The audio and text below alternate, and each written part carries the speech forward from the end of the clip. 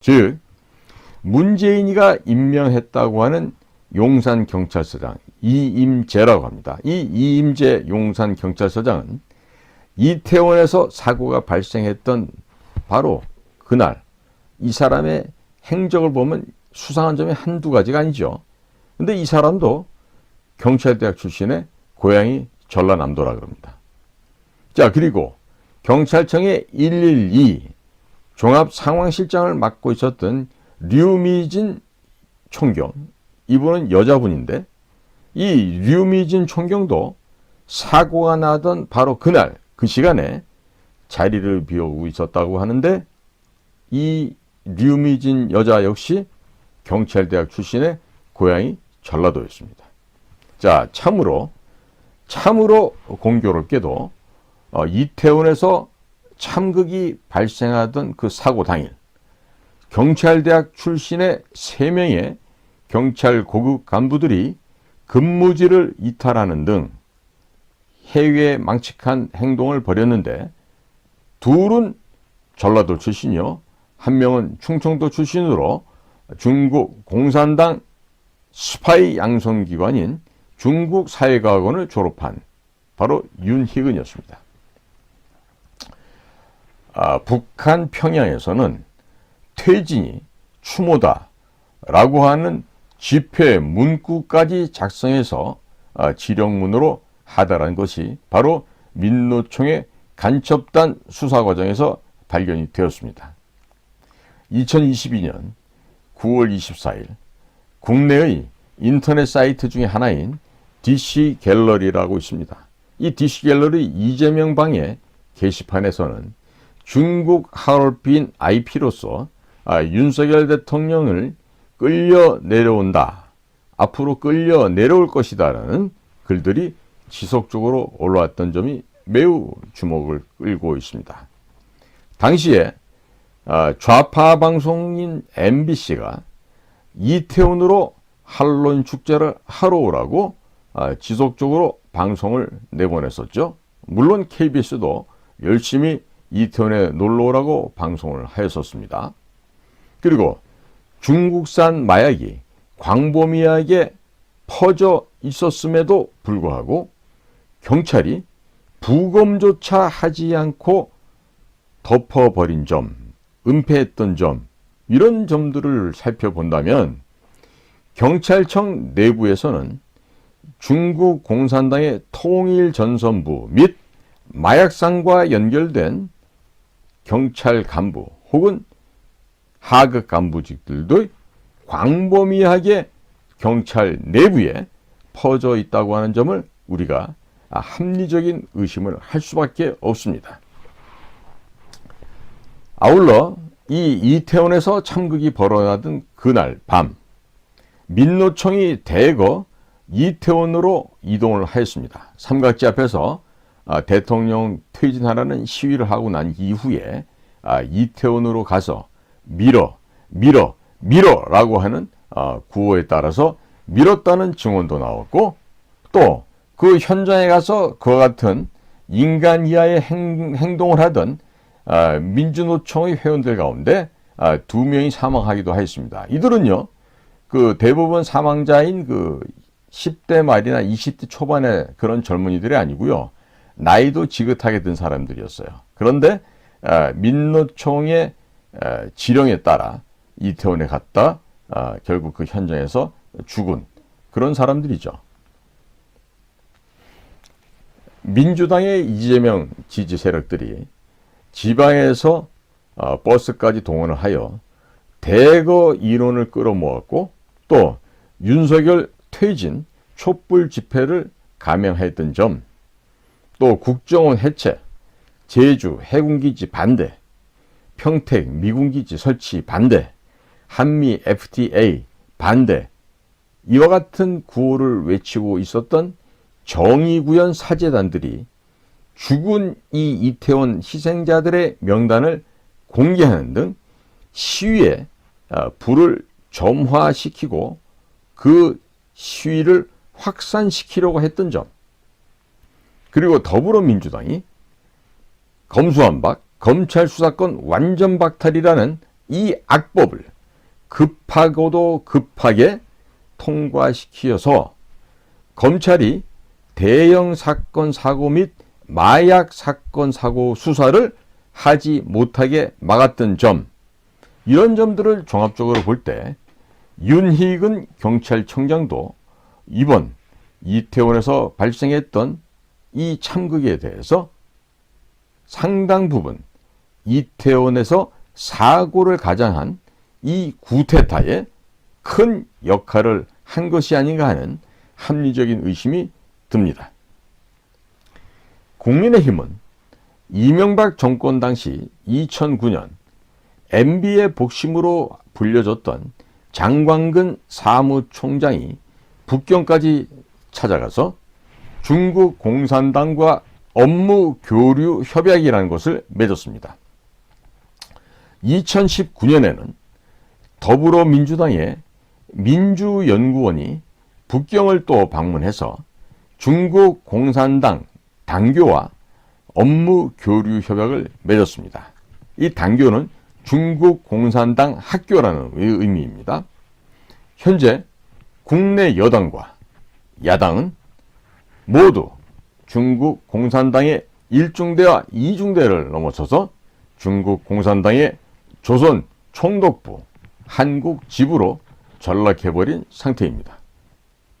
자, 그래서 서울대학교 내에 시진핑의 기념관이 있어도 국민의힘 의원들이 교육부 장관에게 혹은 국무총리에게 혹은 외교부 장관에게 문제조차 제기하지 않고 있는 것입니다.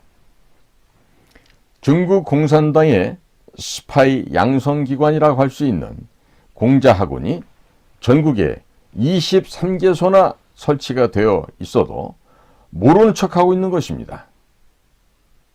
국민 여러분, 국민의힘이라고 하는 정당 안에는 국민이 전혀 없습니다. 그들은 보수 정당이 아닙니다. 보수 정당 흉내를 내는 가짜, 유사, 의사 보수 정당입니다. 국민의힘은 중국 공산당의 조선 총독부 내지는 조선반도 지부로 전락한 지 이미 오래되었습니다. 자, 그렇다면 국가의 안보를 책임을 지고 있는 최전선의 우리 국가안보기관 국정원이 있죠. 그 국정원에 계시는 김규현 국정원장은 무엇을 하고 있었는지 한번 알아보겠습니다. 자, 김규현 국가정보원장은 박근혜 정부 당시에 국가안보실에서 1차장과 2차장을 역임하면서 박근혜 정권이 친중 정책을 펴고 있는데 큰 기여를 하였고, 박근혜 대통령이 천안문 광장에 올라가는데 큰 기여와 보탬을 한 사람입니다. 매우 특이하게도 김규현 국가정보원장은 종교가 기독교도 아니고 모르몬교로 되어 있습니다. 그런데 이 모르몬교 뒤에는 프리메이슨이 있고, 이 프리메이슨은 일루미나티, 로마 캐톨릭, 로스차일드, 유대 금융자본, 미국의 민주당과 연결이 되어 있는 것이죠. 자, 이들은 한 몸이라고 보시면 되겠는데, 김규현 국가정보원장이 종교를 모르몬교라고 써놓은 것을 보고 놀라지 않은 사람은 아마 거의 없었을 것입니다. 딥스테이트 중에 하나로 알려졌던 종교가 바로 모르몬교인데, 이 모르몬교는요, 종교 전문가들도 매우 특이한 단체로 인정을 하고 있습니다. 즉, 문재인 정부 당시에 문재인의 종교가 로마 캐톨릭이라서 수사를 하지 않은 것인지도 잘 모르겠습니다만은, 좌우지간에 이 김규현 국가정보원장은 종교가 기독교가 아니라 모르몬교고, 또 이분이 과연 국가정보원장으로서 윤석열 대통령의 명령을 따르고 있는 것인지, 아니면 윤석열 대통령을 감시하는 것인지, 실질적으로 딥스테이트의 명령을 따르는 것인지 알 수가 없습니다. 우리 김영현 대통령 경호실 처장님과 또 대통령 경호실에서는 이 김규현 국가정보원장의 정확한 뒷배경이 뭔지 한번 주도 면밀한 조사를 해보시기 바랍니다. 문재인은 우리 역사상 가장 혁혁한 공로를 세운 북의 간첩이었습니다. 문재인이 국정원을 동원하여 국가 기밀을 USB에 담아서 이후에 판문점 도보다리에서 김정은에게 넘겼던 사실은 역사적인 팩트로 사실로 남아 있습니다. 그런데 현재 김규현 국가정보원장은 이 문재인이 제조하고 북으로 건네준 USB에 대해서 전혀 수사를 하지 않고 있습니다. 그러면 간첩이 저지른 범죄 행위를 수사하지 않으면 간첩을 보호하고 은닉하고 비호하는 결과가 되겠군요. 그렇죠? 그러면 간첩을 도와준 자는 뭐가 됩니까? 간첩이라고 해야 됩니까? 아니면 굳이 간첩 조력자라고 해야 되겠습니까? 국민 여러분, 지금부터 제가 하는 말 잘 들으십시오. 만일의 말입니다. 김규현 국가정보원장이 작년에 부임하자마자 국정원 내부에서 제조하여 문재인이가 김정은에게 넘겨줬던 이 USB를 제작하는 데 참여했던 국정원 직원들을 색출해서 이들을 모두 여적죄로 처벌을 했다면 문재인뿐만 아니라 당시에 국정원장을 했던 서훈과 박지원 그리고 국방장관 서욱이죠. 이와 같은 자들을 모조리 다 여적죄로 처벌할 수가 있었을 것입니다. 자, 그렇게 했더라면 추가적인 사항이 또 나오겠죠. 송영무 문재인 정권 때 국방부 장관을 했던 자인데 이 송영무가 국방장관을 마치고 집에 간 줄 알았더니 그게 아니라 한국자유총연맹 총재를 했더라고요. 그러니까 연이어서 송영무, 정경두 국방장관을 했었죠. 이들은 뭐냐면 남북한 간의 9.19 군사합의에 서명을 하도록 아주 큰 공을 세웠던 자들입니다. 그러면 이 송영무가 자유총연맹의 총재를 했었다 하더라도 그자에 대한 조사를 해서 그 한국 자유총연맹 안에 둥지를 틀고 있는 간첩들을 색출할 수 있었을 것이고 또 한국 자유총연맹을 본연의 모습인 강력한 반공 전사로 올바르게 돌려세울 수 있었을 것입니다. 근데 못한 것이죠. 그렇죠?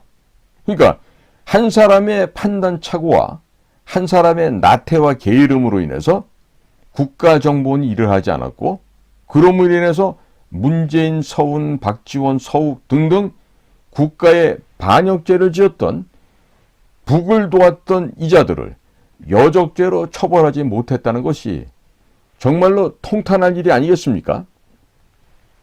제가 일전에 Cognitive Warfare, 인지전쟁에 대해서 말씀을 드린 적이 있습니다.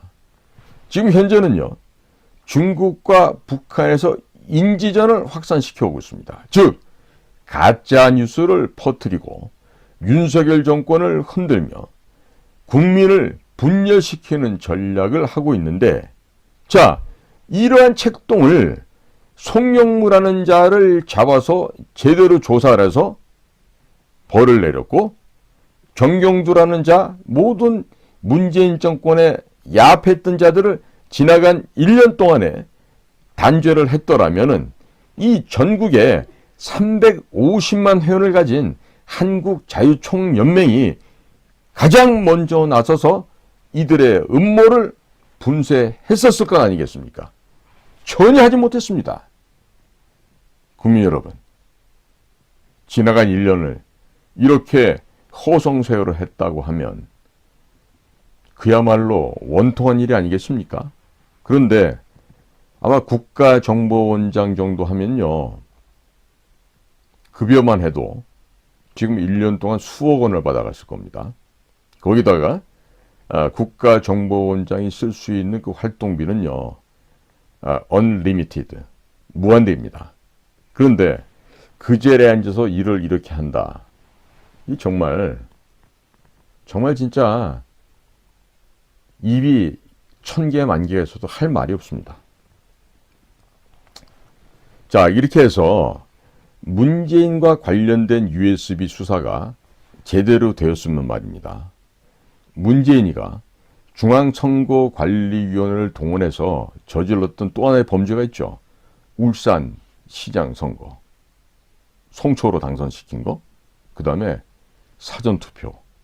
그 사전투표로 말미암아진 부정투표, 두부정선거. 이것뿐만 아니라 국내에서 창궐하게 된 국내 마약 유통, 지하조직, 이 마약 카르텔을 조기에 수사를 해서 100%는 아니라도 한 97, 8% 정도는 아마 검거하고 색출하고 정리할 수 있었을 것입니다. 그리고 가장 결정적으로 이 수사가 제대로 되었으면요, 이 2020년 4월 15일 거짓말로 당선된 국회 있죠? 이 국회가 해산됐을 것입니다. 그런데 아무것도, 그 어떠한 것도 할 수가 없었습니다. 수많은 악법들이 이 국회를 해산시킴으로 해서 무효화할 수 있었습니다. 근데 그게 모조리 다 날아갔습니다. 검수완박도 원천무효가 될 수 있었는데 김규현 국정원장이라는 사람이 문재인이가 제작해서 북으로 건네준 이 USB를 수사하지 않음으로 인해서 따라서 우리 검찰도 힘들어지게 되었습니다. 만일 이렇게 되었더라면 윤석열 대통령이 국정을 운영하는데 한결 수월해졌을 것이고 검찰이 수사권을 회복할 수도 있었을 것입니다. 김규현 국정원장이 문재인이가 김정은에 넘긴 USB를 수사하지 않은 것뿐만 아니라 국정원의 특별활동비, 이게 소위 말하는 우리가 공작비용입니다. 이 국정원의 특별활동비로 지급한 또 하나의 항목이 있습니다. 뭐냐면 김정숙의 옷값, 김정숙의 구두값, 김정숙의 팔찌값, 김정숙의 목걸이값, 김정숙의 반지값 등등 각종 호화, 사치, 폐물을 구입하는 데 사용했던 국가정보원의 특활비, 특별활동비를 수사하지 않음으로 인해서 하마터면 윤석열 대통령이 되치기를 당해서 끌려 내려올 뻔했던 그런 일이 있었습니다. 그게 바로 이태원 사고였죠. 자, 김규현 국정원장, 이분은요, 지금 북에서 획책하고 사주에서 발생한 이태원 사고 관련해서 사고를 가장한 이태원의 참극을 가지고 윤석열 대통령을 탄핵시키려고 했던 이 사건, 그리고 전국적으로 북한 및 중국산 마약이 확산되고 있는 것에 대해서 김규현 당신이야말로 공범입니다 라고 주장을 한다 하더라도 김규현 국가정보원장은 할 말이 없는 상태입니다. 자, 현재 김규현 국가정보원장은 윤석열 대통령이 오래 못 갈 것으로 생각하고 정권이 바뀌었을 때를 대비해서 본인의 몸을 지키는 몸보신을 하고 있다, 이렇게 관측될 수도 있겠습니다. 지금 제가 말씀드렸듯이 국정원장이라고 하는 저 중요한 자리에 앉아서 그 국가정보원장 한 사람이 직무유기를 함으로 인하여 대한민국을 살릴 수 있는, 대한민국을 정상화할 수 있는 절호의 기회를 모두 다 날려버린 것입니다. 따라서 김규현 현 국가정보원장은 역사의 반역자로 기록될 수 있을 것입니다. 박근혜 정권의 국가 안보 라인이 대거 감옥에 갔던 사실을 기억하고 계실 것입니다. 그러면 이런 국가 안보 라인에 있던 사람들이 거의 모두가 감옥에 갔는데 안 간 사람들이 있습니다. 바로 윤병세 당시 외교부 장관과 김규현 당시 국가안보실 1차장과 2차장을 역임했던 바로 이 두 사람입니다. 이 두 사람 윤병세, 김규현 이 사람들은 감옥을 가지 않았습니다. 자, 윤병세라고 하는 인물은 완전한 친중 인사였으니 문재인 정권에서도 봐줬다라고 감안해 본다면 김규현 국가안보실 차장 역시 민주당 혹은 문재인 쪽과는 모종의 거래가 있었던 것이 아닌가 하는 합리적인 의심을 할 수밖에 없습니다. 박근혜 정권에서 민정수석을 역임하였던 곽상도도 이재명 쪽과 연결된 50의 클럽에 들어있었다고 하는 점, 박근혜 정권의 검찰총장이었던 김수남 전 검찰총장 역시 화천대유와 연결되었던 점을 감안해 본다고 하면 윤익은 경찰청장이 7개월 만에 3계급을 진급했다는 점도 이해가 가고 김규현 국가정보원장이 문재인의 USB와 국정원의 특활비로 김정숙의 옷값을 대신 지불했던 사건을 수사하지 않는 이유도 충분하게 이해가 간다고 하겠습니다. 윤석열 대통령의 측근들을 살펴보면 대부분이 시진핑의 기념관이 들어서 있는 서울대학교 출신들이 가장 많습니다. 그리고 중국 공산당과 업무 교류 협약을 맺었던 MB계의 인사들, 그리고 친중, 친북 정권이었던 노무현, 그리고 문재인 정권에서 출세했던 사람들로 꽉 채워져 있으니 이들이 대통령의 눈과 귀를 가리고 허위 보고를 하고 있는 것이 아닌가 하는 생각이 깊이 듭니다. 국민 여러분들의 자녀들을 마약으로부터 지키고 싶으시다면 윤익은 경찰청장과 김규현 국가정보원장을 당장에 해임하라고 대통령실 홈페이지에서 운영하고 있는 우측 상단의 국민 제안 코너에서 강력하게 항의하시기 바랍니다. 국민 여러분들께서 가만히 계시면 여러분들의 자녀가, 여러분들의 손주, 손녀가 마약에 중독되어서 죽게 될지도 모르겠습니다. 서울대학교 출신들은 어려서부터 서울대학교에 가서 출세하라고 주입시 교육만을 받아왔던 자들이 대부분입니다. 따라서 자기 자신의 출세를 위해서 국가와 국민을 얼마든지 팔아먹을 수가 있는 창녀들입니다. 즉 역사를 모르는 짐승들로서 역사 앞에서는 창녀들보다 더 못한 짓을 하고 있다, 이렇게 평가를 해도 전혀 지나친 표현이 아니라 하겠습니다. 국민 여러분들, 서울대 출신들을 절대로 믿지 마십시오. 여러분들께서 살고 싶으시면, 또 우리 국민이 건강해지고 싶다고 하시면 현재 윤석열 대통령 주의를 포진하고 있는 서울대학교 출신 측근들을 모두 바꾸라고 대통령에게 강력하게 요청을 해야 합니다. 국민 여러분, 이 대한민국에 인재가 서울대학교밖에 없습니까? 서울대학교 안 나오면 국가 일을 못합니까? 대한민국의 인재가 그렇게도 없습니까? 그래서 모든 일은 서울대학교 출신들이 해야만 하는 것입니까? 저는 그렇게 생각하지 않습니다. 서울대학교 출신들은 시키는 일을 잘 할 수 있습니다. 하지만 본인 스스로가 알아서 일하는 법을 배우지 못했습니다. 그렇기 때문에 기업에서는 서울대학교 출신들을 기피하고 잘 채용하지 않고 있는 것이죠. 조금도 이상하지 않습니다.